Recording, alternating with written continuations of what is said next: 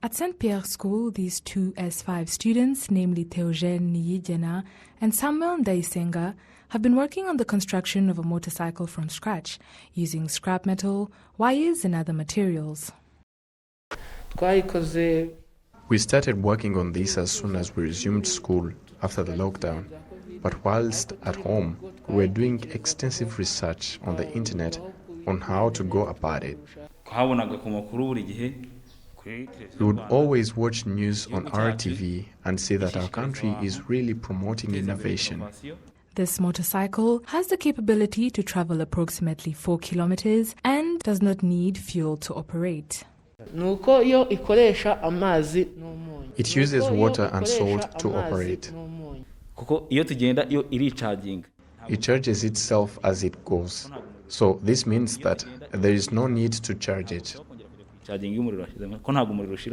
The students say they use the knowledge they acquired through subjects they learned in school that drove them to find the solution to air pollution caused by vehicle emissions. Also attending this school, Louise Marie Ishimwe and Eli Gisubizo built an automatic teller machine, also known as an ATM, that uses a mobile phone to withdraw money with a charge of 100 francs.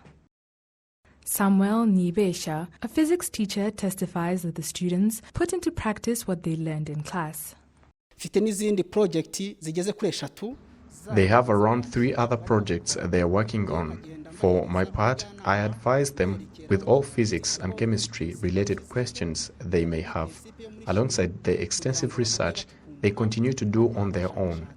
This is not the first time the students from St. Pierre's School have demonstrated their talents. They recently made wine, soaps, and even named a satellite, Ikerechizo, that Rwanda recently launched into space. In Nyakabuye sector, another child named Emmanuel has demonstrated his great talents. He, on the other hand, built a radio with the ability to connect FM channels and, as well as a telephone, to call his family members without any costs or charges.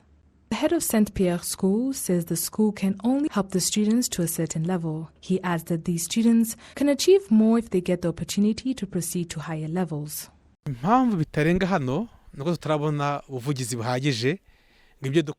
Why these talents do not go beyond here is because we do not have enough advocacy on them so that they are exposed to more, not only here but on international scale. They also still have little access to adequate materials.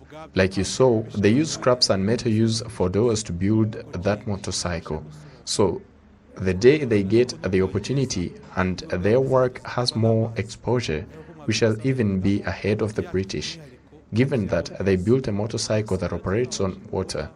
So the day we are able to get some advocacy and it is well acknowledged, we will be able to do bigger and better things.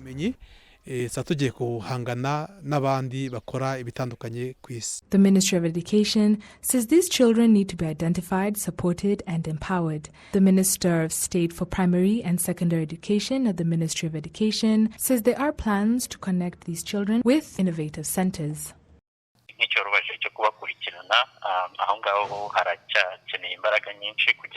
There needs to be more efforts put towards connecting these students with innovative centers across the country so that they can be able to learn and be mentored on their talents. The African children in Rwanda have limitless capabilities. They can discover and even solve different problems in the society. It is now the responsibility of various institutions to identify such talented children. Gabi Muvunyi for RTV.